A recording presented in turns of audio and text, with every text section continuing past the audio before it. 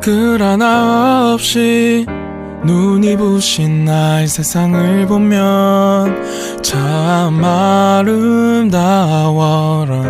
향기로운 꽃 우뚝 솟은 나무 옆에 보이는 빌딩도 너무 예뻐라.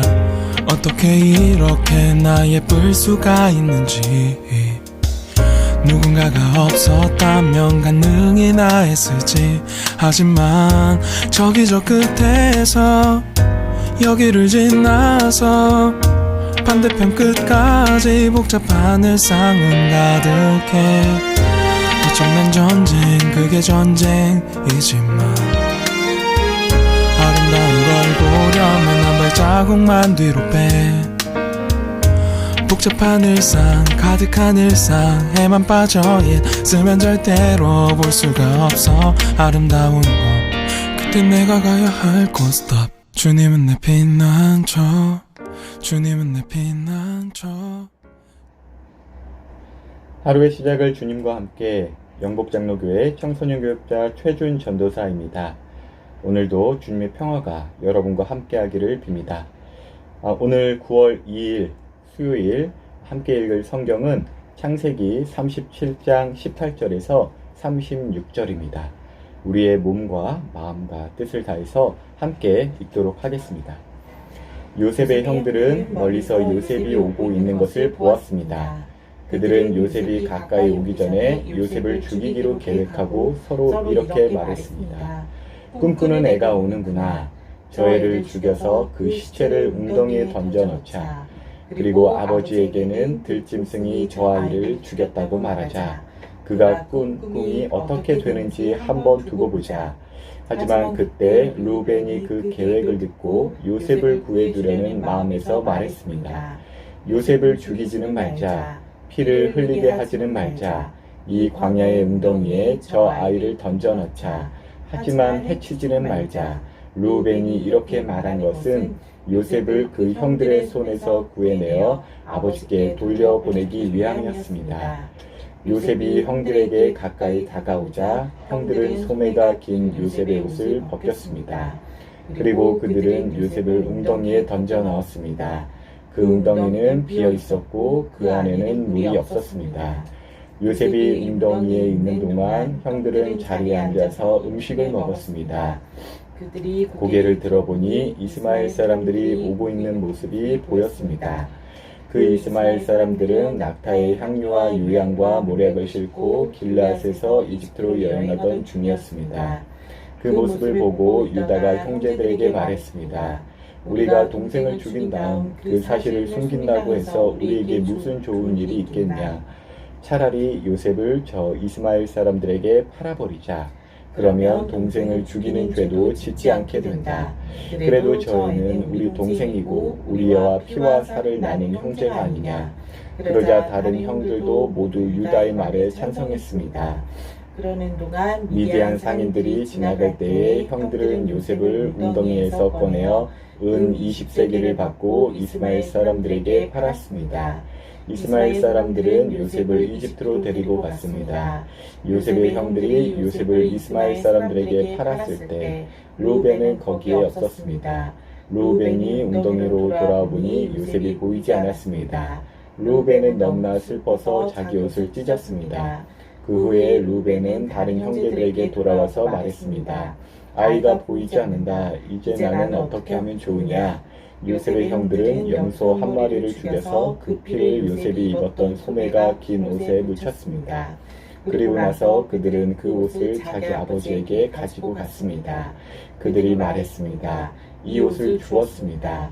혹시 아버지 아들의 옷이 아닌지 잘 살펴보십시오. 야곱이 그 옷을 살펴보고 말했습니다. 내 아들의 옷이 맞다. 사나운 들짐승이 요셉을 잡아먹었나 보구나. 내 아들 요셉이 찢겨 죽고 말았구나.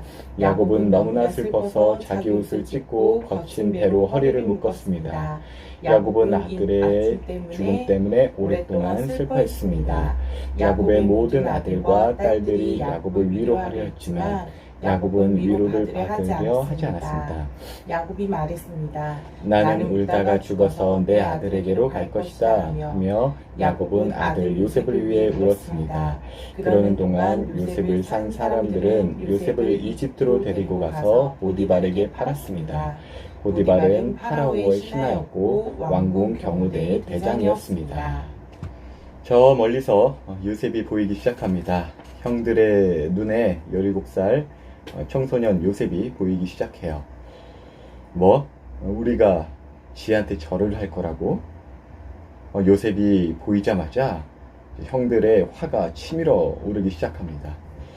여러분 혹시 이런 적 없으세요?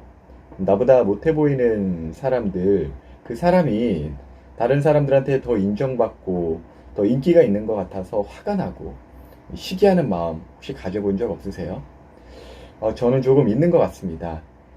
그런데 그 사람이 딱 저한테 오더니 야, 너는 나한테 절을 할 거야. 넌 내 미치야. 이렇게 말을 한다고 생각해 보세요. 그 말을 들으면 아니. 오늘 성경을 읽는데 그전에는 요셉이 꼭 저 같고 내 주변에 있는 사람들은 요셉을 죽이려고 하는 저 형들처럼 나를 회방하고 죽이려는 사람들 같았거든요. 근데 오늘은 그 반대더라고요.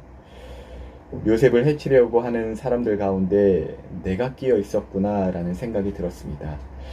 저는 학교 다닐 때 왕따를 당하거나 왕따를 하는 그런 사람은 아니었던 것 같아요. 그렇다고 왕따를 당하거나 괴롭힘을 당하는 친구들을 적극적으로 구하려고 하지도 않았던 것 같습니다. 조금은 뭐 있어 보이려고 야야 적당히 하자 뭐 이 정도만 했지 그 친구들을 구하려고 하거나 도와준 적은 없었던 것 같아요.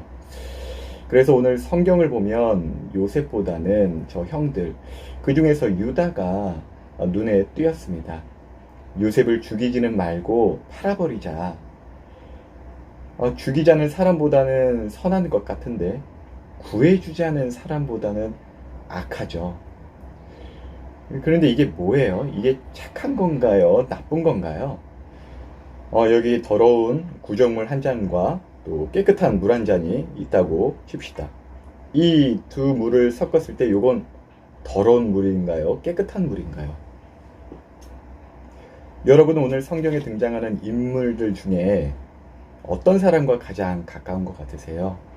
저는 오늘 유다와도 같은 정말 깨끗한 물과 더러운 물이 동시에 섞여서 결국 더러운 물과도 같은 제 마음을 발견하게 되고 하나님 앞에서 회개하게 되고 또 사람들을 대할 때 오늘의 감동을 기억해서 괴롭힘 당하는 사람들, 왕따를 당하는 친구들을 적극적으로 도와주고자 하는 결단이 생깁니다. 참고로 오늘 성경에 나오는 모든 인물들 중에 사실 선한 인물은 단 한 명도 없습니다.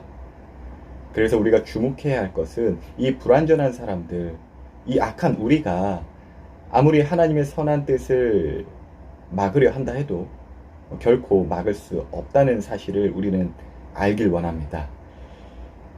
오히려 위로가 되시길 바랍니다. 우리의 연약함이든 우리의 실수이든 우리의 잘못된 선택이든 혹은 주변의 방해이든 요즘의 코로나든 청소년 여러분, 여러분들을 통해 이루실 하나님의 선한 일은 결코 끊기거나 막을 수 없다는 것입니다. 다만 그 과정에서 하나님의 그 온전함을 닮은 우리의 온전함을 위한 훈련과 연단과 징계가 있을 것이라 사실 많이 고생할 겁니다.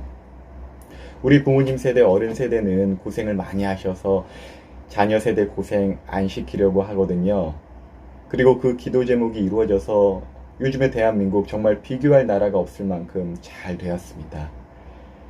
그러나 여러분의 영혼 구원과 하나님의 사역에 있어서는 여전히 감당해야 할 고난이 있고 고생 좀 해야 할 것을 우리는 알아야 합니다. 다시 말해 고난을 피하는 것이 기독교가 절대 아니라는 것입니다. 요셉에게 오늘 성경 마지막 보면 고난이 시작되고 있죠. 애굽의 종으로 팔려갔습니다.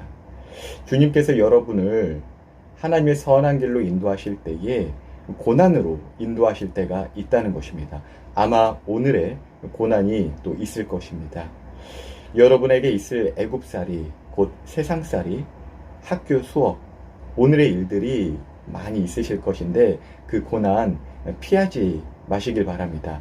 우리가 피해야 할 것은 고난이 아니라 죄입니다. 오늘 하루도 주님과 함께 시작하였고 또 평안히, 주님의 평안이 여러분과 함께 하시기를 예수님의 이름으로 축복합니다.